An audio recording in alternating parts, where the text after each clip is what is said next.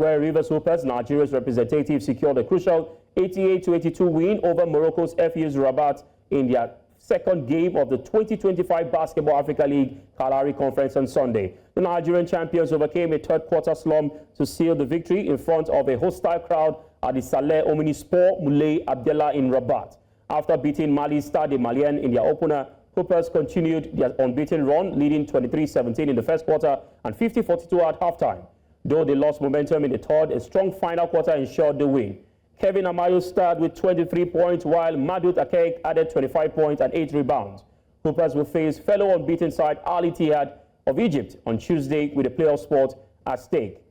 Now joining us all the way from Rabat is the media manager of Rivers Hoopers, Queen Moseph, joins us this afternoon. Good afternoon to you, and shukran, for joining us this afternoon.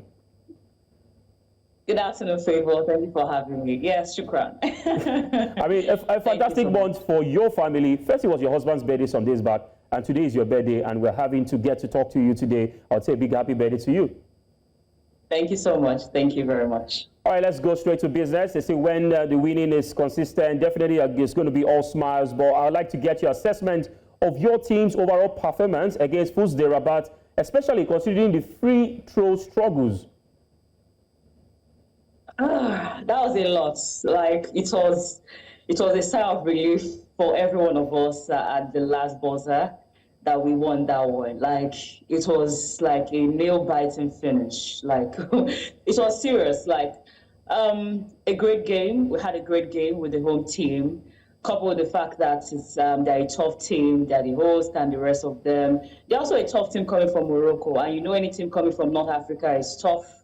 So we're expecting them to bring their A game, even though they had not a good start to the Kalahari conference, losing their first game to Ittihad. So you could call that a derby game, facing their fellow North African side. But yesterday was tough for us because on a very good day where we needed our free throws to go in, we actually didn't do enough to get those free throws. I look at the number of points we lost, very, very, very little margin, and then we lost so many free throws which would have converted. But let's not forget that we're playing against the home team, the crowd, the chant, the boos, enough to get you off from concentrating or focusing yourself when you go onto the line. So, but I want to think that late in the game, we also saw that Peter Olisemeka, who had missed like 6 free throws in the game, scored his crucial one. Scored that crucial one. And when you want a team to score at crunch time and you see players like that stepping up, it is good enough for the team. So, but on a very good day like that, we didn't have our free throws going in. At some point in the game, Kelvin Amayo was shooting, but later the defense of First Rabat was stepped up, so it was quite difficult for us to penetrate their defense, especially in the paint. Zuita gave us a huge problem. Zuita is the captain of the First Rabat team. We've also faced Zuita before, back then in 2019, before the BAL was birthed. We had something like the Africa Basketball League. I think that was when FIBA started running such a huge competition like that. We came to AS Saleh. He was playing for AS Saleh at that point in that time. And I was just watching like this same guy. He has the size, he can shoot as well. He's also good around the paint as well. So it was a huge one to fill. And I think Peter really had his hands full yesterday. But it was a good game at the end of the day. They gave us a great game of basketball in Africa. But I'm happy that my team came out with a win. All right, let's talk about the stand-up performance of the day. Before now, last season we had Will Perry, Divine Eke, Amayo, amongst others. This time around, we have Kelvin Amayo in the team. Madut Akec were standouts, of course, 2 of them combining to get points for the team. What does their form mean for the team's momentum going forward? It means a lot. We need them to do well. We need them to go far ahead. I remember speaking to you guys before the tournament started, and there were concerns about missing Divine AK, missing Will Perry, and having these new guys come join us. We just have 2 of the old guys, and that's Peter Olisemeka and Kelvin Amayo.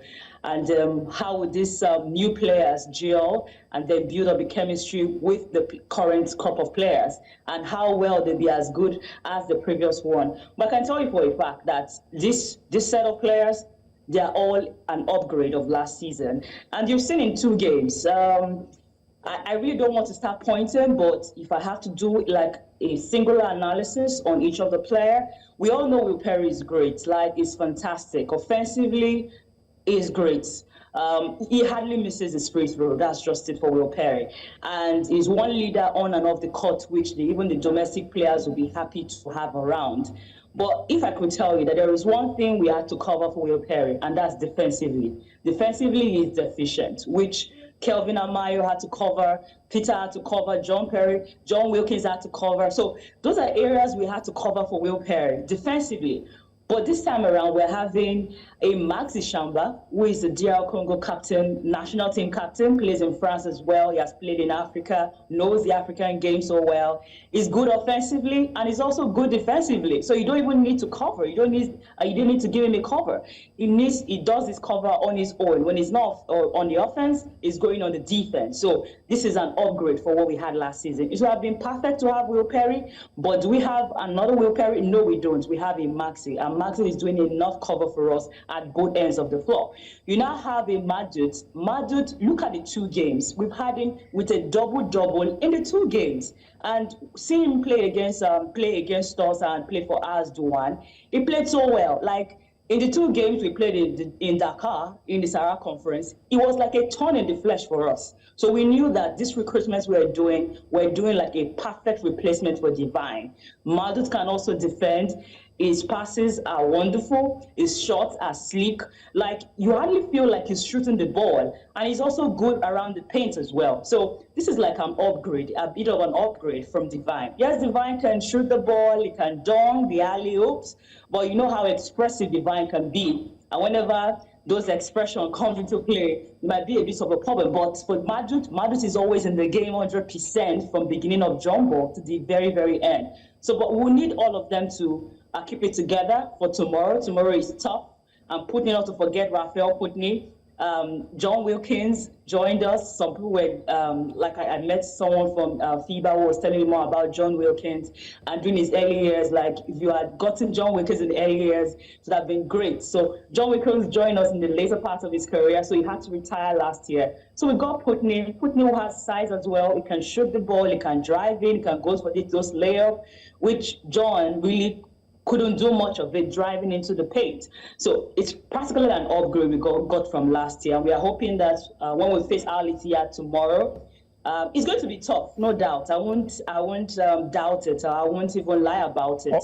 I won't deny the fact that it is going to be a tough game. They're playing an all-round team. When I mean an all-round team, they have the bench, they have the size, they have shooters. So it's going to be a tough game. Queen. But if you want to beat the best, you have to beat the best. That's just the truth. All right, you just led me to my next question. I mean, you're talking about the game on Tuesday against Al Ittihad. What adjustment, if any, have been considered ahead of the clash with Al Ittihad, especially given that the close margins in both wins so far, and also talking about the strengths, like you just mentioned, of Al Ittihad. What areas do you think that your team needs to improve upon to be able to stand Al Ittihad, who also have gotten 2 wins from 2 matches? I think we'll have to work on our free throws. Like Coach mentioned early this morning, we are not going to be having any practice session today. We all need to rest. That the legs need to be well rested today, especially the likes of Kelvin Amayo, all our foreign pros that had major minutes in the game, the last 2 games. They need to rest. It's not about going to practice now. You don't need that practice right now because you don't need to wear yourself out or you burn out before tomorrow's game. And you're playing a very tough side and a very technical side as well. So we need to work on our free throws. The guys need to come in prepared. We're not playing against the host this time where you would lose your concentration or you'd be distracted while going to the free throw line. You need to be more focused. If they need to have more free throws 1 hour before tomorrow's game, it should be perfect because you have those warm-ups. So if you have to concentrate on your free throws, I think they need to do that. So free throws, there's nothing you can do about the size because they outsize us, that's the truth. Al Ittihad have better size. They have players over 6'7", 6'8". They are really tall. They are really, really tall and a technical team. So, but I would want to think that in the paint, Peter would have his hand full with Anas Mahmoud, so he should get ready.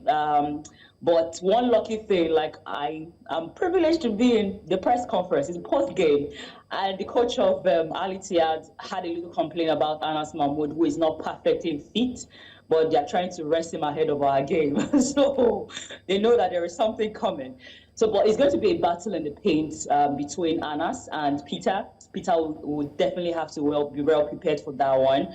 So in the size, paint in the size would be a battle. The battle of the paint would be a tough battle. Free throws would be a tough battle as well. They also have great shooters. So our defense has to be a bit higher, a bit better than the last two games. If you notice, in the third quarter against Rabat, we went to sleep.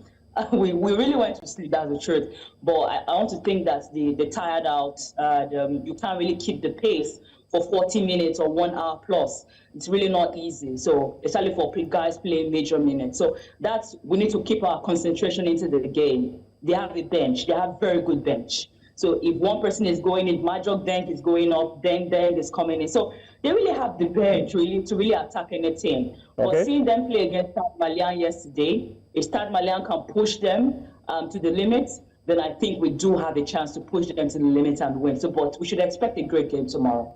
All right, we expect a great win tomorrow. Just like one administrator always says in Nigeria, he uses this phrase a lot, never say die spirit. So we hope to get that spirit on Tuesday evening. All right, thank you very much, Queen, and we wish your team all the best. Nigerians are looking forward to an outstanding outing, and hopefully we make it to Pretoria in the later stages. Thank you very much for joining. Thank you so much for having me.